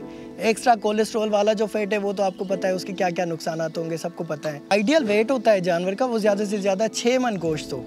उससे अगर हैवी एनिमल है आपके पास तो उसमें फ़ैट की लेवल नॉर्मली जो है ना नेचुरली ज़्यादा होगी, क्योंकि एक एज होती है, लिमिट होती है। 4 दांत होने तक जानवर गोश्त प्रोड्यूस करता है, उसके बाद वो मेच्योरिटी एज पे आ जाता है।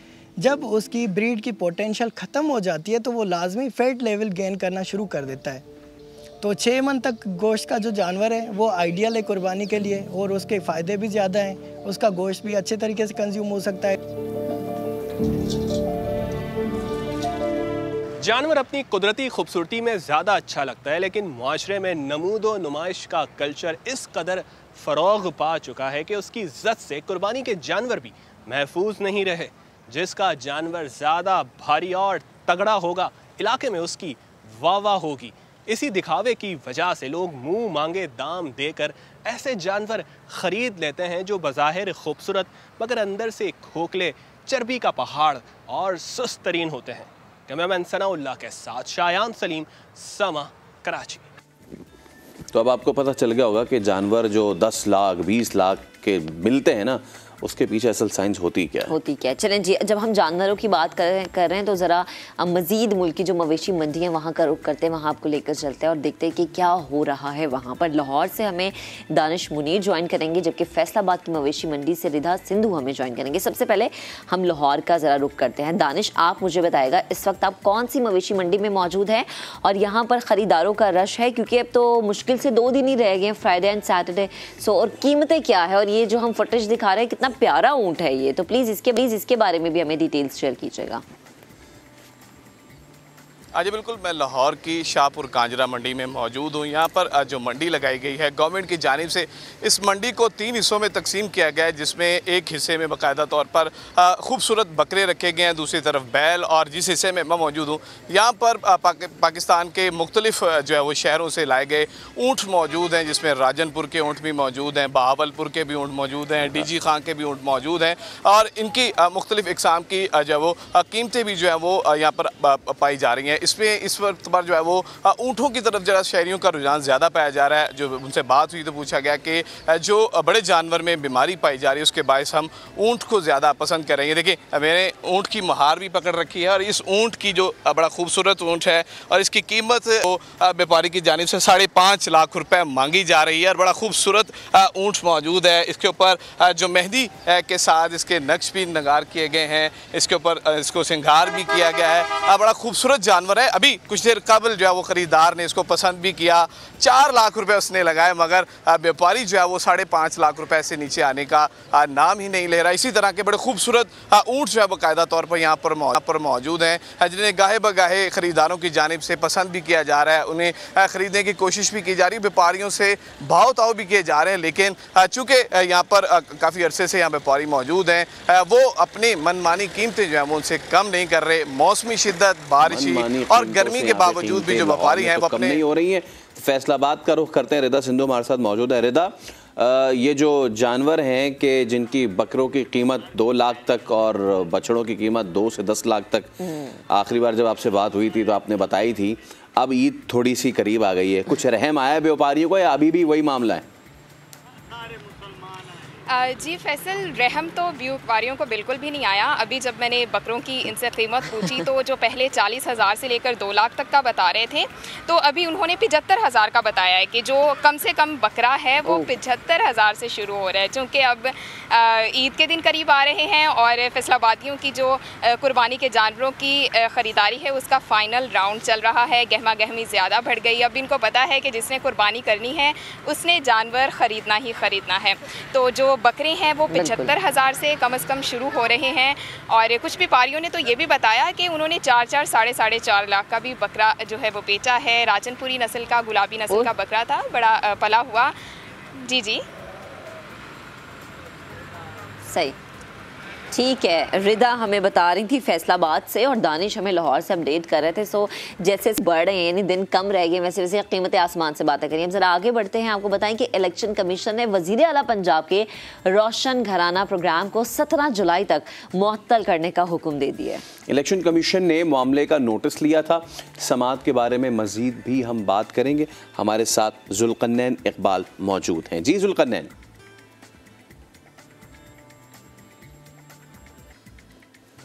ठीक है, जुल्करनैन से भी बात करने की कोशिश करेंगे। अभी ये अहम खबर है जिससे मुतालिक हम आपको अपडेट करें। इलेक्शन कमीशन ने जो है वो 17 जुलाई तक वज़ीर आला पंजाब के रोशन घराना प्रोग्राम को मुअत्तल करने का हुक्म दे दिया है और इसके खिलाफ एक्शन लिया गया था। 17 जुलाई के बाद जो है इस मामले पर मज़ीद जो है देखा जाएगा कि आगे क्या फर्दर डेवलपमेंट्स सामने आए हैं। इलेक्शन कमीशन ने जो है मामले का नोटिस लिया था और समाअत जो है ये हुई थी और इसके बाद जो है 17 जुलाई जो है हमने देखा फैसल के 17 जुलाई तक मुअत्तल किया गया। तो बड़ी अहम डेवलपमेंट है। इलेक्शन कमीशन ने वज़ीर आला पंजाब के रोशन घराना प्रोग्राम को 17 जुलाई तक मुअत्तल करने का हुक्म दे दिया है।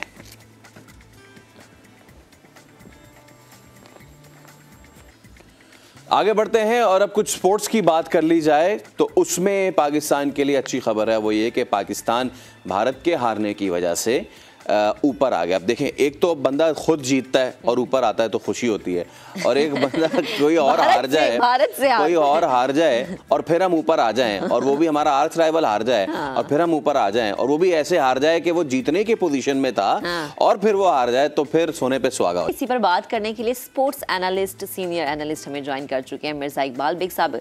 बेहद शुक्रिया मिर्जा साहब वक्त देने के लिए, गुफ्तगू करने के लिए। प्लीज मुझे बताएगा कि हमने देखा कि बाबर आजम की चौथी पोजीशन, बाबर की एक्सपर्टीज, बाबर की क्वालिटीज किसी से ढकी छुपी नहीं है। एक टाइम पे हम कहते थे वो इमर्जिंग स्टार हैं, बट नाउ वो एक ऐसे स्टार हैं कि बहुत सारे लोगों को उनसे सीखने का मौका मिलता है। सो ठीक है, मिर्ज़ा भाई हमें ज्वाइन कर चुके हैं। मिर्ज़ा भाई अगर आप मुझे सुन पा रहे हैं तो मैं बाबर की परफॉर्मेंस के हवाले से बात करना चाहती हूँ। बहुत अरसे के बाद हमारी क्रिकेट टीम में एक ऐसा सितारा ज़रूर आता है जो कि हमारे रिवायती हरीफ यानी भारत को भी पीछे छोड़ देता है। तो बाबर की परफॉर्मेंस और उनका जो उनकी जो स्ट्रगल है उसके हवाले से आप क्या कहेंगे? सबसे पहले तो सुबह बखैर महक आपको भी और फैसल आपको। Good morning. यकीनन बाबर आजम जो है वो जब 31 मई 2015 को उन्होंने अपने क्रिकेट कैरियर का आगाज किया था अपने शहर लाहौर के गद्दाफी स्टेडियम में, तो किसी के वहमो गुमान में भी ना था कि आने वाले वक्त में ये लड़का जो है अपने पैरों तले बेशुमार रिकॉर्ड जो है वो रौंद देगा। और अब बाबर देखें कि जिस तरीके से ICC की टेस्ट रैंकिंग में तीसरे नंबर पर आ गए, वनडे और T20 रैंकिंग के नंबर 1 बैट्समैन है, और जिस तरीके से वो रन्स के अंबार लगा रहे हैं मुख्तलिफ ममालिक में। ये नहीं कि पाकिस्तान में बाबर ने रन्स किए हैं, इंग्लैंड में भी बाबर ने रन्स किए हैं, साउथ अफ्रीका में भी, फिर उसके अलावा पाकिस्तान में तो बेशुमार उनकी ऐसी इनिंग्स हैं कि जिनकी अगर हम निशानदेही करें तो तवील फहरिस्त से जो कभी ख़त्म नहीं होगी। तो मैं समझता हूँ, और फिर बाबर आप देखें आज जो कल रात को ICC की जो नई टेस्ट रैंकिंग जारी हुई, बाबर तो टॉप 10 में है। अब विराट कोहली टॉप 10 से बाहर हो गए, तो इसे अप्स एंड डाउन्स कहते हैं, लेकिन दुआ करें कि बाबर रन्स स्कोर करें। पाकिस्तान तीसरे नंबर पर आ गया ICC की टेस्ट चैंपियनशिप की पॉइंट्स टेबल पर। अब से चंद बरस कबल 2016-17 की बात है जब मिसबाह-उल हक पाकिस्तान के कप्तान थे, तो पाकिस्तान नंबर 1 कुछ अरसे के लिए ICC की टेस्ट चैंपियनशिप में रहा। तो अब दुआ करें कि जिस तरीके की पाकिस्तान की परफॉर्मेंस रही है, ऑस्ट्रेलिया के खिलाफ तो मायूस कुन रही, क्योंकि टेस्ट सीरीज अगर हम जीत जाते तो हमारे पॉइंट्स और बढ़ जाते, तगड़ी टीम थी। लेकिन अब श्रीलंका के खिलाफ जो 2 टेस्ट हैं, जो 16 जुलाई से पहला टेस्ट गॉल में शुरू हो रहा है, फिर उसके बाद दूसरा टेस्ट मैच 24 जुलाई से कोलंबो में, तो देखते हैं कि पाकिस्तान किस तरह परफॉर्म करता है। मिर्ज़ा साहब, फिर आगे ICC टेस्ट चैंपियनशिप का भी मामला है, तो ऐसे में पाकिस्तान की पोजीशन कितनी मुस्तहकम देख रहे हैं फाइनल के क्वालिफाई करने के लिए? देखिए, अभी तो फैसल पाकिस्तान की आखिरी सीरीज है T20 वर्ल्ड कप से कबल, और फिर उसके बाद पाकिस्तान को इंग्लैंड के खिलाफ टेस्ट मैचेस अपनी सरजमीन पर खेलने, या तो इस साल के आखिर में या अगले साल के अवाइल में। तो अभी तो पाकिस्तान की सारी तवज्जो T20 और शॉर्टर वर्जन की क्रिकेट पर होगी, लेकिन अगला बरस 2023 पाकिस्तान के लिए इम्पोर्टेंट होगा। टेस्ट चैंपियनशिप तो अपनी जगह, लेकिन इस साल T20 वर्ल्ड कप है, अगले साल भारत में 50 ओवर्स का वर्ल्ड कप है। तो मेरे ख्याल में पाकिस्तान को अब जो मैचेस मिलेंगे, इसके बाद जिन टीमों के खिलाफ, उनमें न्यूजीलैंड और साउथ अफ्रीका शामिल हैं, तो पाकिस्तान को उनके खिलाफ, और वेस्ट इंडीज, पाकिस्तान को उनके खिलाफ कामयाबी हासिल करना होगी और फाइनल के लिए क्वालिफाई करे। आपको याद होगा जो आखिरी आईसीसी टेस्ट चैंपियनशिप थी उसका फाइनल साउथहैम्पटन इंग्लैंड में खेला गया था न्यूजीलैंड और भारत के दरमियान, और न्यूजीलैंड की टीम वो चैंपियनशिप जीतने में कामयाब हुई थी। ठीक है मिर्ज़ा भाई, बेहद शुक्रिया वक्त देने के लिए, गुफ्तगू करने। और बड़ा अच्छा लगता है जब हम अपने क्रिकेटर्स, अपने स्टार्स के बारे में बात करते हैं कि उनकी रैंकिंग बड़ी अच्छी हुई है, क्योंकि इससे पाकिस्तान का एक बड़ा अच्छा इमेज आता है। और फैसल, जब हम बात करते हैं ना खेलों की, तो यकीन करें कि हर किसी का अब जो फेवरेट खेल है ना क्रिकेट बन चुका है, क्योंकि क्रिकेट हर गली मोहल्ले में खेली जाती है पाकिस्तान। और अब देखना यही है कि किस तरीके से पाकिस्तान श्रीलंका के खिलाफ उनकी सरजमीन पे उनको कोप अप करता है। तो आज के शो से दीजिए इजाज़त, आपसे मुलाकात होगी कल। अपना ख्याल रखिए, ख्याल, अल्लाह हाफ़िज़।